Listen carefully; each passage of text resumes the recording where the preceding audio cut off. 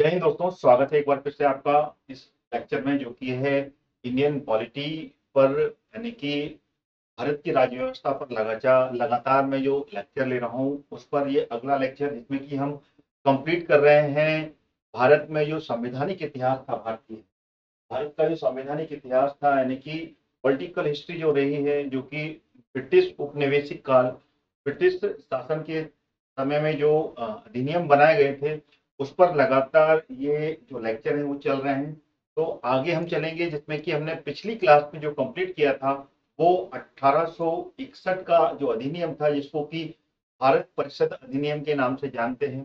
तो वो हमने यहाँ पर अधिनियम को कंप्लीट किया था। अब हम उसके आगे वाला जो अधिनियम है उसको हम इस क्लास में देखने वाले हैं, जो कि है 1892 का भारत परिषद अधिनियम। तो बहुत ही इंपॉर्टेंट क्लास है। ये सारे के सारे जो अधिनियम हैं, जो कि संवैधानिक इतिहास के रूप में जाने जाते हैं, ये सारे एग्जाम्स के पॉइंट ऑफ व्यू से बहुत इंपॉर्टेंट है। तो आप सभी विद्यार्थी नोट्स बना रहे हैं तो नोट पे लेके बैठ जाए, अपने शॉर्ट नोट्स भी बनाते जाए, और साथ ही साथ में पीडीएफ नोट्स भी आपको मिलेंगे, जहाँ जहाँ से आप कंप्लीट अपनी खुद के स्वयं के नोट्स भी बना सकते हैं, और क्लास को आप अनलिमिटेड टाइम वॉच कर भी अपना रिवीजन कर सकते हैं। तो चलिए शुरू करते हैं। आज का जो टॉपिक है, आज का जो सब्जेक्ट है, वो है 1892 और उसके आगे के जो भारत परिषद अधिनियम बनाए गए थे, जो उस पर हम कंप्लीट यहाँ पर एक एक पॉइंट लेकर कवर करने वाले हैं।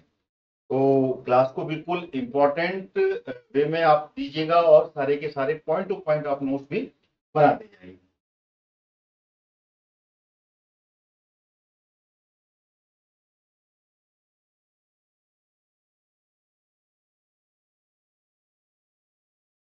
भारत परिषद अधिनियम 1892, अगर हम इसके बारे में बात करें तो सबसे पहले तो इस अधिनियम में जो मुख्य बात थी वो क्या थी, यहाँ पर इस अधिनियम को 1861 के बाद में जो यहाँ पर संभावनाएं दिखी, और जिस तरीके से यहाँ पर एक अलग अलग तरीके के प्रोटेस्ट यहाँ पर देखने को मिले, और साथ ही साथ में इसके बीच में कांग्रेस पार्टी, यानी कि जो इंडियन कांग्रेस था, उसका गठन हो चुका था, जो कि डफरिन के समय में हुआ था। उसके बाद में यहाँ पर जो भारत की स्वतंत्रता के लिए जिस तरीके से अलग अलग तरीके के यहाँ पर सत्याग्रह चालू है, और अलग अलग तरीके से जो उस कांग्रेस के जो लीडर्स थे, वो यहाँ पर अंग्रेजों के साथ में यहाँ पर जो विचार विमर्श कर रहे थे, और कहीं ना कहीं पे जो व्यवस्था के रूप में यहाँ पर प्रश्न उठ रहे थे, तो उसको देखते हुए यहाँ पर ये अधिनियम, जो कि 1861 का अधिनियम था, उसमें कुछ बदलाव लाने की जरूरत यहाँ पर महसूस हुई थी। तो उसी को हम यहाँ पे समझेंगे। तो इस अधिनियम में केंद्रीय और प्रांतीय विधान परिषद दोनों में यहाँ पर एक व्यवस्था की गई, यानी कि इन दोनों परिषदों में, जो कि केंद्र की परिषद थी और प्रांतीय परिषद, दोनों में गैर सरकारी सदस्यों की नियुक्ति के लिए एक समिति का गठन किया गया, और समिति का प्रावधान किया गया, और साथ ही साथ में यहाँ पर प्रत्यक्ष रूप से चुनाव का भी प्रावधान किया गया। यानी कि इससे पहले यहाँ पर चुनाव की व्यवस्था नहीं थी, यानी कि इलेक्शन की व्यवस्था नहीं थी। लेकिन इस अधिनियम से 1892 का जो भारत परिषद अधिनियम आया, इस अधिनियम में केंद्रीय और प्रांतीय विधान परिषद दोनों में गैर सरकारी सदस्य, यानी कि इससे पहले जो सदस्य थे वो गैर सरकारी नहीं होते थे, लेकिन इसमें यहाँ पर गैर सरकारी सदस्यों की नियुक्ति के लिए एक कमेटी बनाई गई, और साथ ही साथ में यहाँ पर प्रत्यक्ष रूप से चुनाव का भी प्रावधान किया गया। हालांकि यहाँ पर चुनाव शब्द इस अधिनियम में इसका प्रयोग नहीं हुआ था, लेकिन इसमें इस बारे में चर्चा की गई कि यहाँ पर एक चुनाव का प्रावधान किया जाए।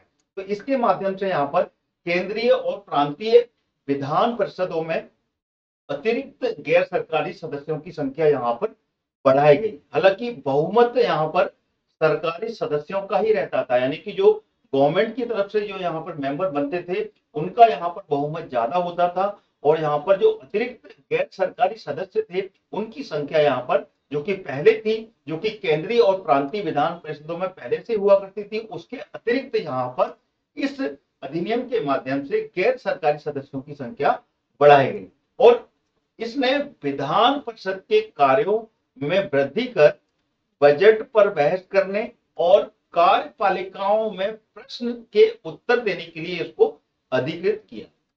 ठीक है। तो बेसिक पॉइंट यहाँ पे मैंने आपको बताया था यहाँ पर। और अब यहाँ पर अपन जो स्लाइड है उसको समझते हैं। अगर हम भारत परिषद अधिनियम के बारे में बात करें यहाँ पर, तो भारत परिषद अधिनियम जो कि विक्टोरिया क्राउन के समय में हुआ था, यानी कि जो उस समय में जो रानी थी, जो शासिका थी, वो कौन थी? विक्टोरिया थी, जो कि 1833 से लेके 1901 तक यहाँ पर ब्रिटेन की शासिका रही, ब्रिटेन की महारानी रही।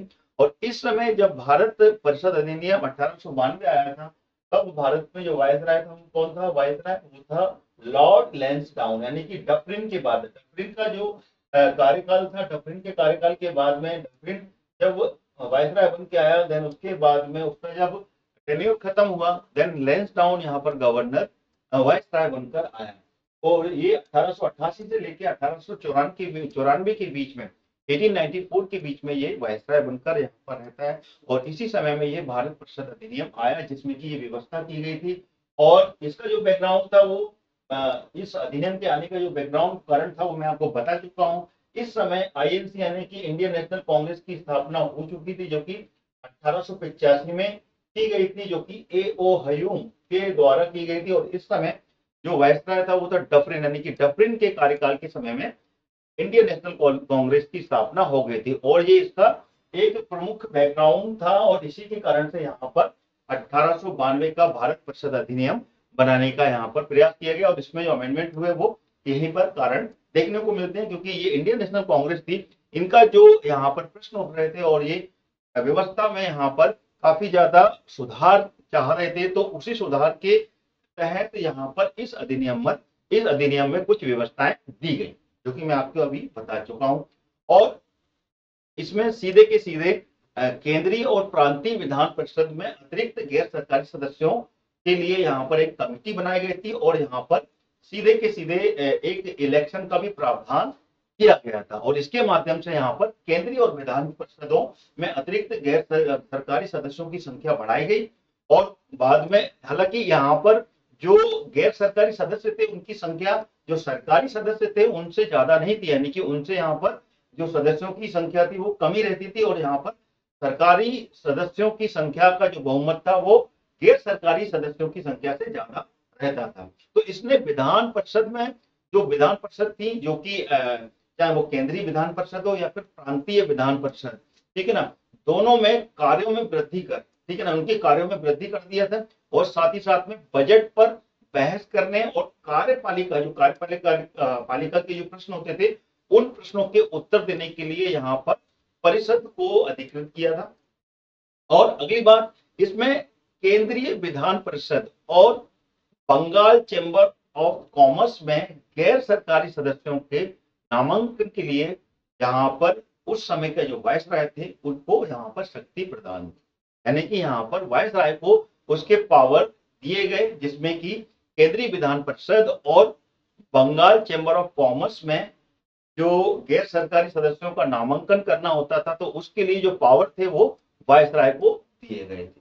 इसके अलावा प्रांतीय विधान परिषदों में गवर्नर को जिला परिषद, नगर पालिका, विश्वविद्यालय, व्यापार संघ, जमींदार और चैम्बर ऑफ कॉमर्स की सिफारिश पर गैर सरकारी सदस्यों की नियुक्ति के लिए यहाँ पर शक्ति भी दी गई थी। इसमें निश्चित निकायों की सिफारिश की जाने वाली नामांकन की प्रक्रिया यहाँ पर अपनाई गई थी। और इसी को यहाँ पर एक निश्चित निकाय की सिफारिश पर की जाने वाली नामांकन की प्रक्रिया इसको कहा गया, यानी कि यहाँ पर वायसराय के द्वारा जो यहाँ पर सिफारिश की जाती थी उस सिफारिश के तहत यहाँ पर गैर सरकारी सदस्यों की नियुक्ति यहाँ पर होती थी, जो कि यहाँ पर प्रांतीय विधान परिषदों में और गवर्नर की जो जिला परिषद होती थी, साथ ही साथ में नगर पालिका और जो उस समय की यूनिवर्सिटी थी यानी कि विश्वविद्यालय जो होते थे, व्यापार संघ जो बनाया गया था उसमें, और साथ ही साथ में जमींदार और चैम्बर ऑफ कॉमर्स की जो सिफारिश पर यहाँ पर इन सभी की नियुक्ति की जाती थी। तो ये प्रमुखता से यहाँ पर और 1892 के जो भारत परिषद अधिनियम थे उसमें यहाँ पर ये व्यवस्था की गई। सबसे प्रमुखता से यहाँ पर तो ये देखी जानी चाहिए कि यहाँ पर सीधे के सीधे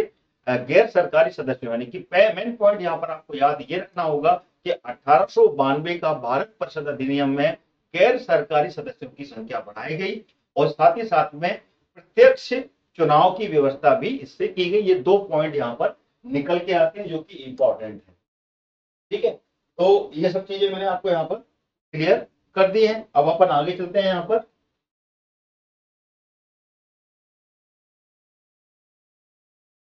अगला जो अधिनियम है उसको हम यहाँ पर देख लेते हैं, जो कि अगला अधिनियम कौन सा है यहाँ पर, जो कि है भारत परिषद अधिनियम 1909, यानी कि इसको अन्य नाम से भी पुकारते हैं, मार्ले मिंटो सुधार 1909 के नाम से भी जानते हैं। यानी कि मार्ले मिंटो, उस समय जो मार्ले थे वो मार्ले भारत के सचिव हुआ करते थे जब ये अधिनियम आया, जो कि भारत परिषद अधिनियम 1909 के नाम से जाना जाता है।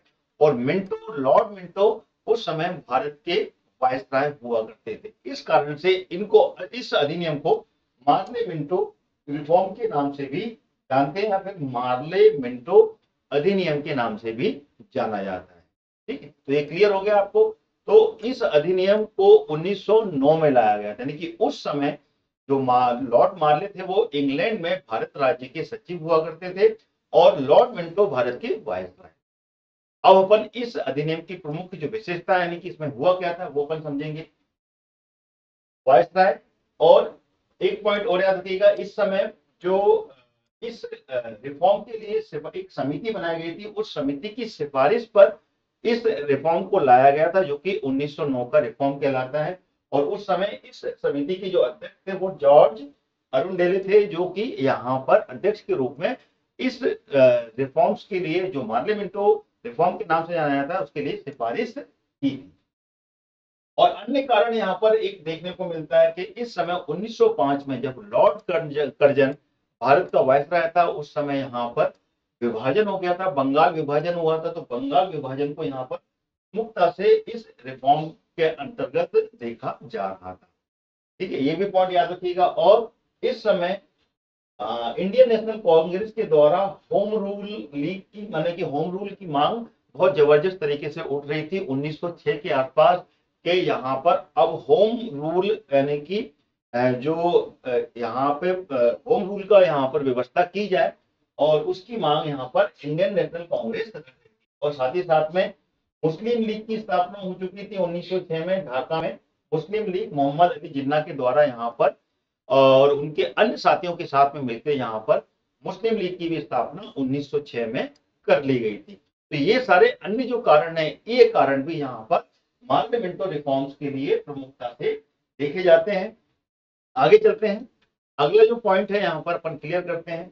अगर हम बात करें इसके प्रमुखता से, इंपॉर्टेंस की, जो इनकी प्रमुख विशेषता है, तो वो ये थी कि इस अधिनियम में केंद्रीय और प्रांतीय जो विधान परिषद का जो आकार था वो इसमें काफी ज्यादा वृद्धि की गई थी। यानी कि यहाँ पर जो सदस्य थे उन सदस्यों को यहाँ पर काफी बढ़ा दिया गया था। यानी कि यहाँ पर अगर बात करें तो केंद्रीय परिषद में इसकी संख्या, जो कि पहले 16 हुआ करते थे, यानी कि टोटल यहाँ पर केंद्रीय परिषद में जो सदस्य हुआ करते थे वो 16 हुआ करते थे, वो यहाँ पर 16 से 60 कर दी गई। यानी कि जो कि लगभग 5 गुना, यानी कि चार गुना के आसपास, यानी कि 4 टाइम तक इसकी वृद्धि कर दी गई, जो कि काफी ज्यादा वृद्धि थी यहाँ पर। और साथ ही साथ में प्रांतीय विधान परिषद में भी इसकी जो संख्या थी वो एक समान नहीं थी, यानी कि कुछ ऊपर नीचे हुआ करती थी, लेकिन दोनों में ही केंद्रीय और जो प्रांतीय विधान परिषद थी उनमें यहाँ पर सदस्यों की जो संख्या थी उसमें काफी ज्यादा वृद्धि हुई थी इस अधिनियम के द्वारा, जो कि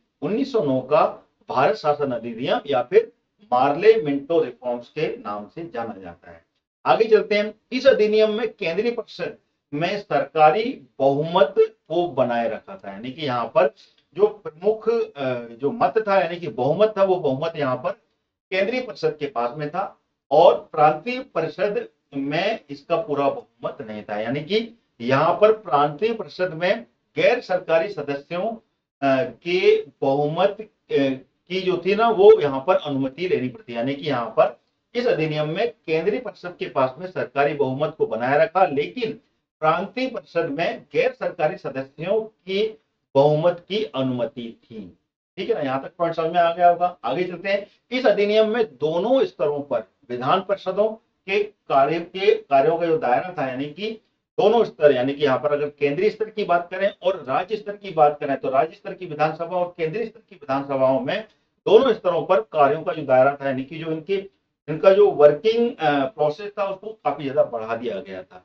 यानी कि यहाँ पर अगर एग्जाम्पल लिया जाए तो इसमें केंद्रीय परिषद में और प्रांतीय परिषद में यहाँ पर जो अनुपूरक प्रश्न था उसको पूछा जाना, साथ ही साथ में बजट पर संकल्प रखना आदि जैसे कुछ जो उदाहरण थे वो उदाहरण यहाँ पर कार्यों के रूप में देखे जा सकते हैं।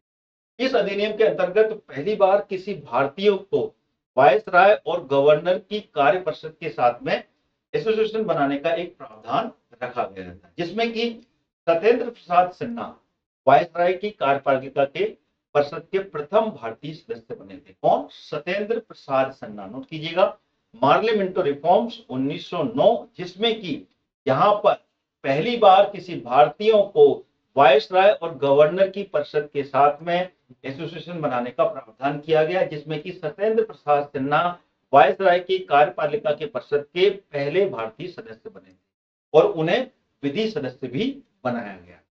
ठीक है, ये पॉइंट क्लियर होना चाहिए। आगे चलते हैं। इस अधिनियम में पृथक निर्वाचन के आधार पर मुस्लिमों के लिए सांप्रदायिक प्रतिनिधित्व का भी प्रावधान रखा गया, यानी कि यहाँ पर निर्वाचन की व्यवस्था तो कर ही देगी थी, जो कि 1892 के अधिनियम थे। ये 1909 का जो 92 का अधिनियम था, ये जो इसमें मुस्लिमों के लिए अलग से सांप्रदायिक प्रतिनिधित्व का एक अलग से प्रावधान किया गया, क्योंकि जो 1905 में लॉर्ड कर्जन के समय में जो बंगाल विभाजन हुआ था, तो वहां पर विभाजन का जो प्रमुख उद्देश्य था वो यहाँ पर दोनों समुदायों को, हिंदू और मुस्लिम समुदाय को अलग अलग बांटने का ही यहाँ पर एक मोटिव सॉल्व किया था, जो कि बंगाल विभाजन के रूप में आया था। लेकिन हालांकि 1906 में जाकर बंगाल विभाजन को वापस ले लिया गया था और यहाँ पर बंगाल विभाजन की जो बात थी वो 1911 में आके खत्म होती है, यानी कि 1911 आते आते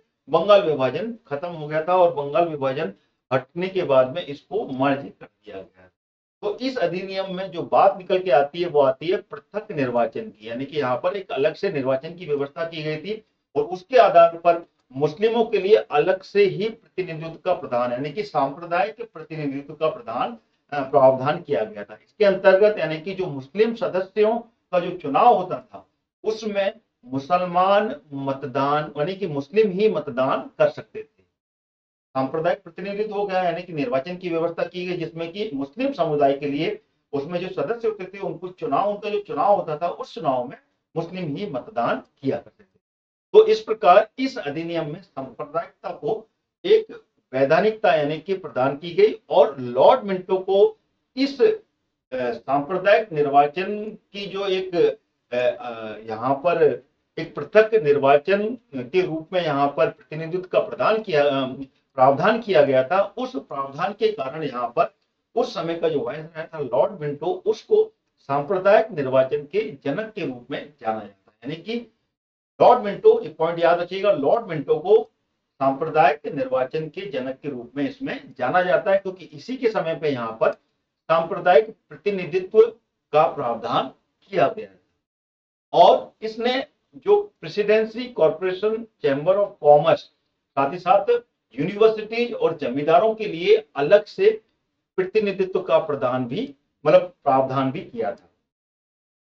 ठीक है, एक तो यहाँ पर सांप्रदायिक प्रतिनिधित्व का एक प्रावधान किया गया जिसमें कि मुस्लिम जो थे, मुस्लिमों के लिए अलग से पूरी की पूरी व्यवस्था की गई, यानी कि मुस्लिम सदस्यों के लिए मुस्लिम ही वोट डाल सकते हैं और निर्वाचन के रूप में यहाँ पर मतदान कर सकते हैं। और साथ ही साथ में यहाँ पर जो presidency corporation chamber of commerce थे, यानी कि जो प्रिंसली स्टेट थे, यूनिवर्सिटी थी, विश्वविद्यालय थे, और साथ ही साथ में जमींदारों के लिए यहाँ पर अलग से प्रतिनिधित्व का, यानी कि अलग से रिप्रेजेंटेशन का यहाँ पर प्रोविजन भी रखा गया था। किसमें?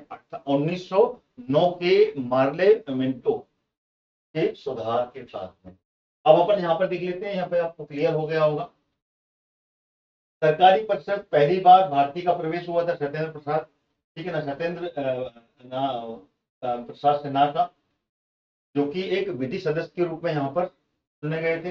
साथ ही साथ में यहाँ पर केंद्रीय विधान परिषद को 4 गुना बढ़ा दिया गया था, यानी कि बहुत ही ज्यादा यहाँ पर वृद्धि कर दी गई थी, जो मैं आपको बता चुका हूँ। भारतीय सचिव की परिषद में पहली बार 2 भारतीय यहाँ पर इनको रखा गया था, जो थे केजी गुप्ता और सैयद हुसैन बिलग्रामी, इनको यहाँ पर परिषद में स्थान दिया गया था। साथ ही साथ में यहाँ पर प्रश्न अलग अलग तरीके के कार्यों को बढ़ा दिया गया था, जो कि मैं आपको बता चुका हूँ। इसमें पूरक प्रश्न पूछने की व्यवस्था कर दी गई थी, बहस की थी, मत करने की और प्रस्ताव पेश करने की भी व्यवस्था इसमें कर दी गई थी। साथ ही साथ में पहली बार यहाँ पर चुनाव का प्रावधान किया गया था, जिसमें कि लोकल बॉडी, इलेक्टोरल कॉलेज और प्रोविंस ऑफ सेंट्रल, इनको भी यहाँ पर अलग अलग जगह दी गई थी, जो कि आपको बता चुका हूं मैं। यहाँ पे presidency, corporation, chamber of commerce, university और जमींदारों को भी यहाँ पे प्रतिनिधित्व का प्रावधान किया गया था, ये मैंने आपको पहले भी बता चुका हूँ।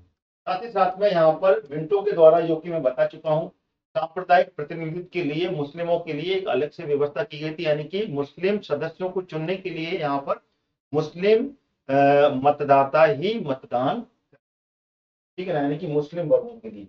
और यही एक कारण था कि यहाँ पर 1905 में जो लॉर्ड कर्जन के द्वारा बंगाल विभाजन हुआ था, वहां से जो एक पॉलिसी अपनाई गई थी, और इस पॉलिसी को यहाँ पर इंप्लीमेंट किया गया, जिसको कि कहा जाता था फूट डालो और राज करो की नीति के रूप में इसको जाना जाता है। साथ ही साथ में एक ऐसे इस प्रोसेस को, इस चीज को एक अलग नाम से भी बोला जाता है, जिसको कि बेनेवोलेंट डिस्पोजिज्म या फिर उदार निरंकुशता वाला एक्ट भी इसको कहा जाता है। इस पॉइंट को जरूर याद रखिएगा कि एक इंपॉर्टेंट मीनिंग है इसमें कि 1909 का जो मार्लिमेंटो सुधार था, मार्लिमेंटो रिफॉर्म था, इसमें इसको बेनेवोलेंट डिस्पोजिज्म या फिर उदार निरंकुशता वाला एक्ट भी इसको कहा जाता है। इतने पॉइंट मेरे ख्याल से आपको क्लियर हो गया होंगे। आगे चलते हैं। अगले अधिनियम जो कि है भारत शासन अधिनियम 1909, जिसको कि मार्ले मिंटो रिफॉर्म्स के नाम से भी जाना जाता है, जिसको कि अपन ने पिछले में कंप्लीट कर लिया। अब हम चलते हैं भारत शासन अधिनियम।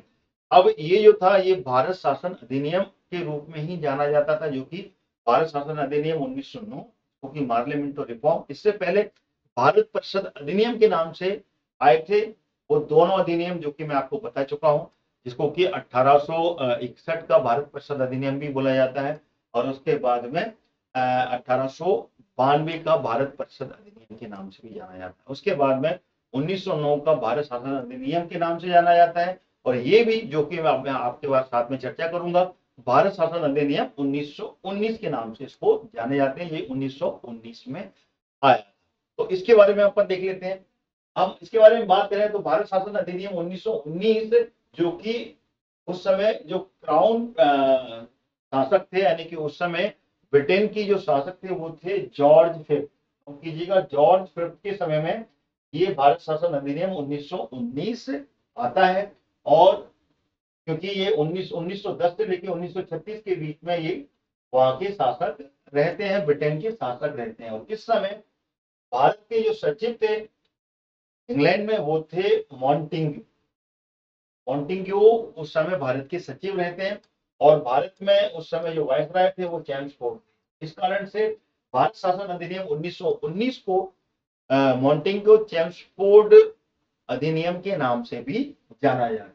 और इसकी जो बेस थी, यानी कि इसकी जो पृष्ठभूमि थी, अगर उसके बारे में हम बात करें तो इसकी पृष्ठभूमि में यहाँ पर होम रूल जो आंदोलन चल रहा था, यानी कि यहाँ पर होम रूल की बात कही जा रही थी कि यहाँ पर होम रूल लागू किया जाए। साथ ही साथ में उस समय प्रथम विश्व युद्ध समाप्ति हुई थी, यानी कि जो फर्स्ट वर्ल्ड वॉर था वो यहाँ पर हो चुका था, तो उसका भी यहाँ पर प्रेशर देखने को मिल रहा था। और गांधी जी लगातार यहाँ पर सत्याग्रह कर रहे थे अपने व्यवस्था को यहाँ पर भारत में व्यवस्था जमाने के लिए, और यहाँ पर जो जिस तरीके की शासन की व्यवस्था थी उस पर अंकुश लगाने का प्रयास यहाँ पर सत्याग्रह के थ्रू गांधी जी भी कर रहे थे।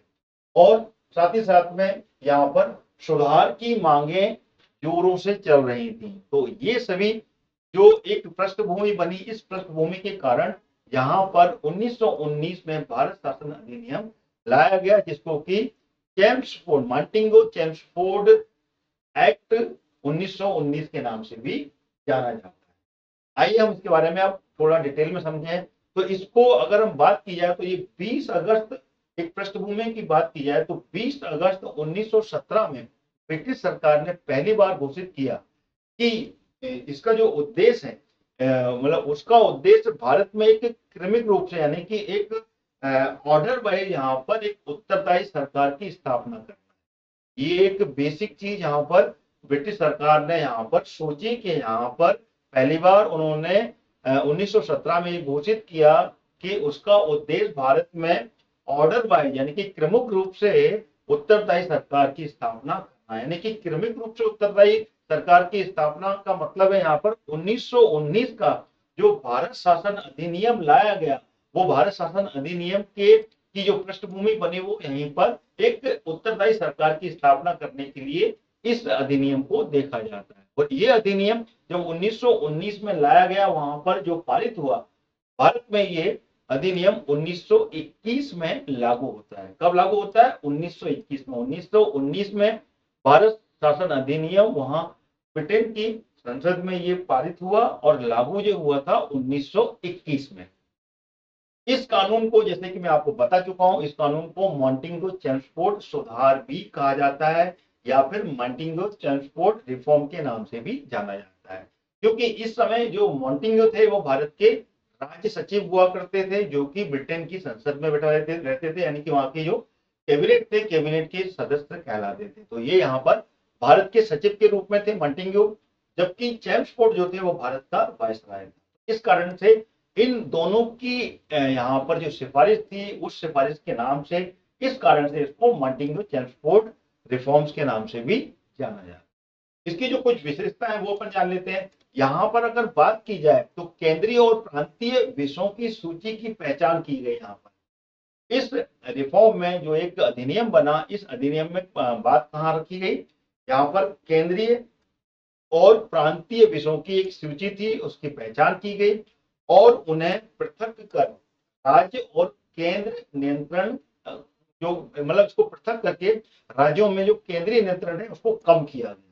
यानी कि यहाँ पर जो प्रांतीय क्षेत्र थे वो राज्य कहलाए, तो यहाँ पर राज्यों में जो केंद्रीय नियंत्रण था उसको यहाँ पर कम करके वो सारी की सारी व्यवस्था यहाँ पर प्रांतीय विषयों में डाली गई। ठीक है, तो यहाँ पर जो केंद्रीय और प्रांतीय विधान परिषद को अपनी सूची के विषय पर विधान बनाने का अधिकार प्रदान किया गया।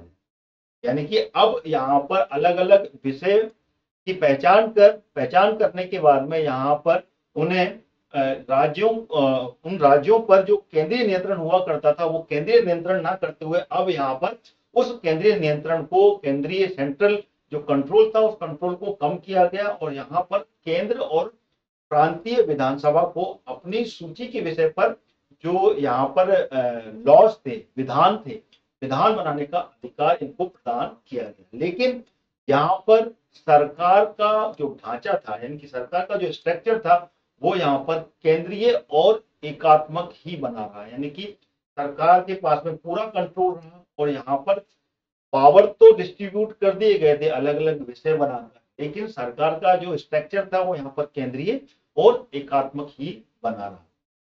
इसने प्रांतीय विषयों को दो भागों में बांट दिया। यानी कि यहाँ पर जो प्रांतीय विषय थे उसमें कि केंद्रीय शक्ति, मतलब केंद्र के जो कार्य थे उनको यहाँ पर कम करके प्रांतीयों में दिया, लेकिन प्रांतीय जो थे यानी कि राज्यों में जो यहाँ पर वर्ग दिए गए, राज्यों के विषय जो बनाए गए, उसको भी यहाँ पर दो भागों में बांटा इस अधिनियम के द्वारा।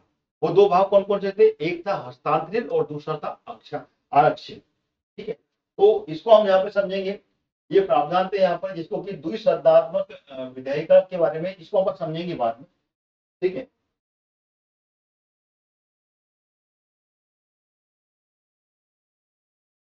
राज्य और प्रांत में दो शासन, उत्तरदायी शासन था, जिसमें कि दो विषय आरक्षित और जो मैं अभी बता चुका हूं और हस्तांतरित विषय के रूप में यहाँ पर दो भागों में प्रांतीय विषय को में विभक्त कर दिया गया, बांट दिया गया। यानी कि यहाँ पर अगर बात की जाए तो जो हस्तांतरित विषय पर जो बात की जाए तो हस्तांतरित विषय पर गवर्नर का शासन होता था। हस्तांतरित विषय था, इस पर गवर्नर का शासन हुआ करता और इस कार्य में वह उन मंत्रियों की सहायता लेता था जो कि विधान परिषद के प्रति उत्तरदायी होते, मंत्रियों के द्वारा सहायता ली जाती थी।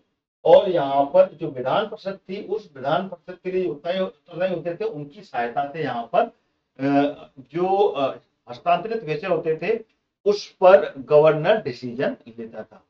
दूसरा जो विषय था वो था आरक्षित विषय। अगर आरक्षित विषय की बात की जाए, जिसको कि रिजर्व कहा गया है, तो आरक्षित विषयों पर गवर्नर कार्यपालिका की सहायता से शासन करता था। यानी कि जो कार्यपालिका थी, यानी कि काउंसिल, भारत की जो वायसराय की जो परिषद थी, परिषद के द्वारा गवर्नर इस पर शासन करता था, जो कि विधान परिषद के लिए उत्तरदायी नहीं, विधान परिषद के लिए उत्तरदायी नहीं थी यहाँ पर। तो यहाँ पर कार्यपालिका की सहायता से गवर्नर यहाँ पर आरक्षित विषयों पर शासन करता था, जो कि विधान परिषद के लिए उत्तरदायी नहीं थी। तो इसी से निकल के और इसके अंदर जो विषय थे वो थे राजस्व, न्याय, वित्त और पुलिस। ये विषय आरक्षित विषय में रखे गए थे। और इसी से ये निकल के आता है कि शासन ने इस दोहरी व्यवस्था को ही द्वैध शासन व्यवस्था कहा गया। यानी कि शासन की ये जो दोहरी व्यवस्था थी, इसी को ड्यूल गवर्न पॉलिसी कहा गया। और ड्यूल गवर्न पॉलिसी ही जो आई थी वो 1919 में आई थी। ठीक है, यानी कि इसको अगर अन्य नाम से देखा जाए तो यानी कि यूनानी शब्द में इसको डायरकी से व्युत्पन्न शासन व्यवस्था, यानी कि डायरकी से उत्पन्न एक शासन व्यवस्था कहा गया है, या फिर इसको द्वैध शासन की व्यवस्था यानी कि दोहरे शासन की प्रणाली के नाम से भी इसको जाना जाता है। ये जो व्यवस्था थी ये काफी हद तक इसको इंप्लीमेंट तो किया गया, लेकिन ये सक्सेस नहीं हो पाई, क्योंकि यहाँ पर जिस तरीके की दोहरी व्यवस्था का एक रूप रखा गया, उस रूप से यहाँ पर सक्सेस उनको इस अधिनियम के द्वारा नहीं मिली। और इस अधिनियम ने पहली बार देश में जो एक द्विसदनी व्यवस्था रखी गई थी, उस द्विसदनी व्यवस्था से यहाँ पर एक काम किया था कि यहाँ पर प्रत्यक्ष निर्वाचन की व्यवस्था की, जो कि मैंने आपको यहाँ पर बताया, प्रत्यक्ष निर्वाचन की व्यवस्था की। और यहाँ पर निर्वाचन के लिए यहाँ पर दो परिषद, ठीक है ना, राज्य परिषद और विधान परिषद, यानी कि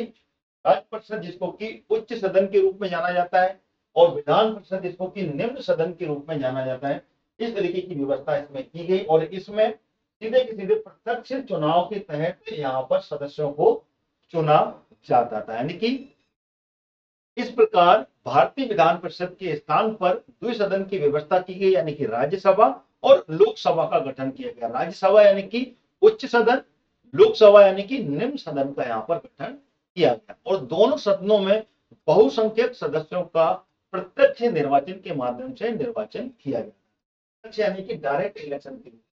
यहाँ पे इलेक्शन का भी एक एलिजिबिलिटी क्राइटेरिया था, मतदान करने के भी एक नियम थे कि मतदान यहाँ पर कौन कौन कर सकता है, वो भी यहाँ पर था। यानी कि इसके अनुसार वायसराय की जो कार्य परिषद के जो 6 सदस्य में से कमांडर इन चीफ को छोड़कर 3 सदस्यों का भारतीय होना आवश्यक।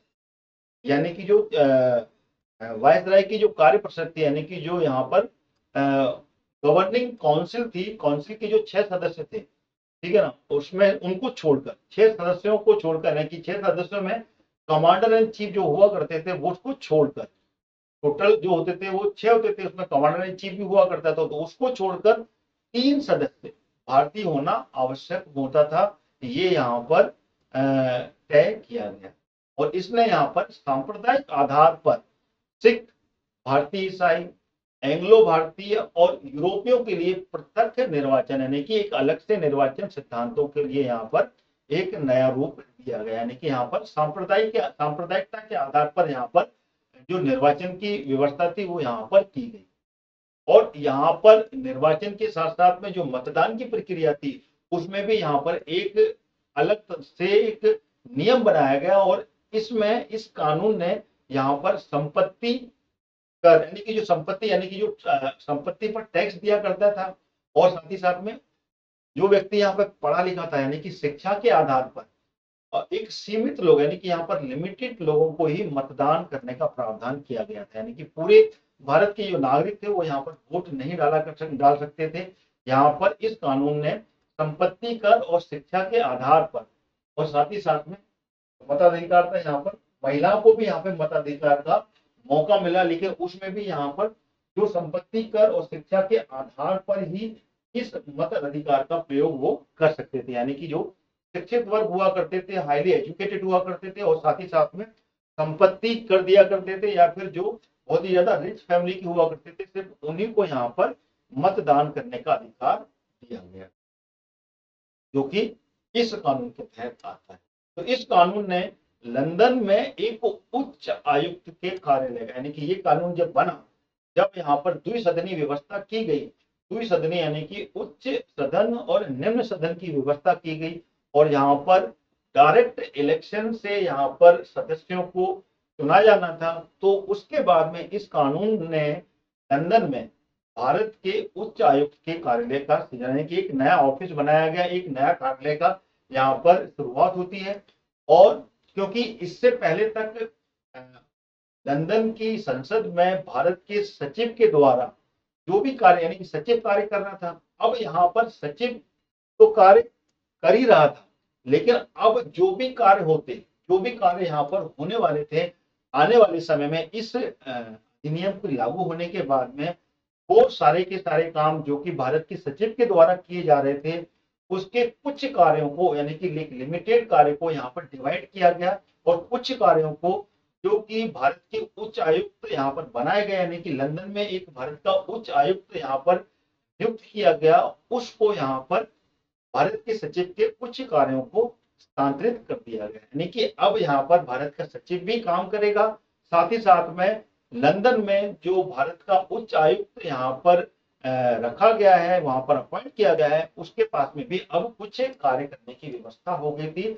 आधे कार्य भारत के सचिव के पास में हो गए थे, और आधे कार्य जो थे वो उच्च आयुक्त को यहाँ पर स्थानांतरित यानी कि ट्रांसफर कर दिया।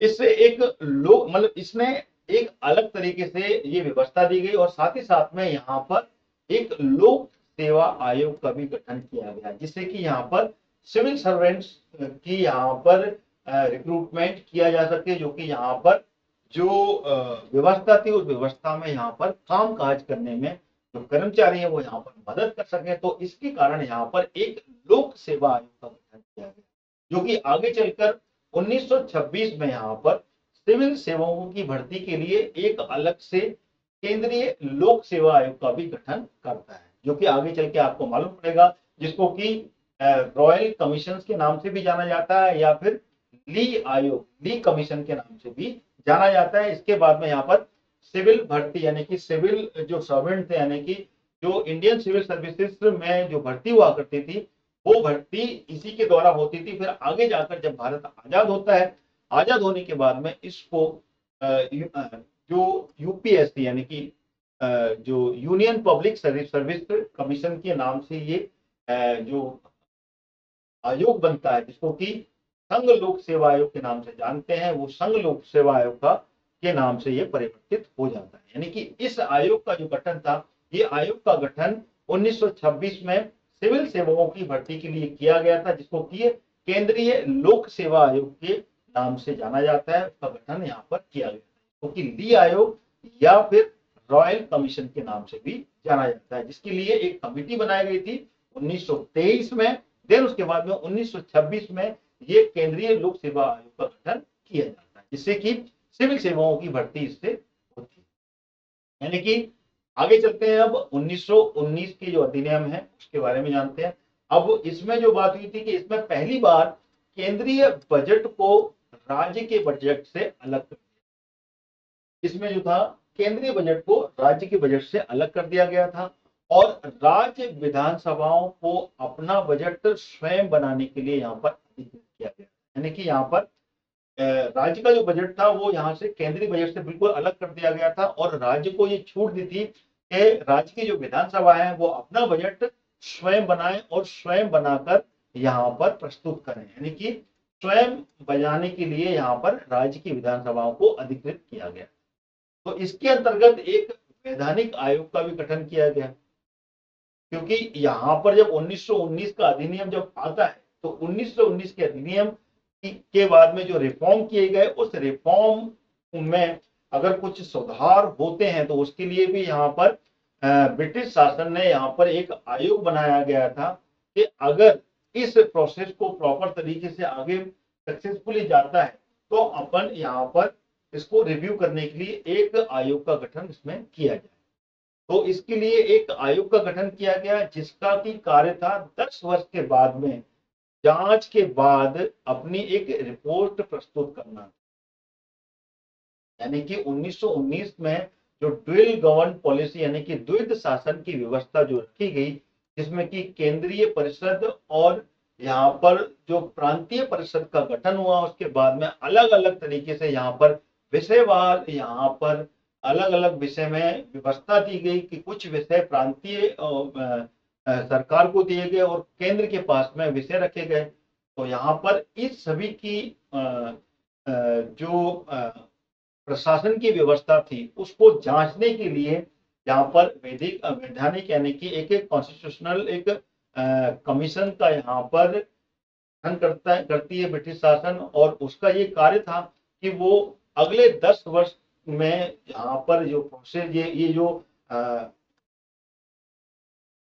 1919 का अधिनियम यहाँ पर जो लागू किया गया है, उसके बाद में यहाँ पर जो व्यवस्था बनती है तो उसकी जांच करने के लिए यहाँ पर ये एक आयोग गठित हुआ और उसके बाद में वो आयोग यहाँ पर एक रिपोर्ट प्रस्तुत करना था उसको। तो वो जो आयोग था वो आयोग कौन था?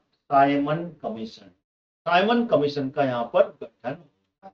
देखिए आगे चल के यहाँ पर साइमन कमीशन बनता है और साइमन कमीशन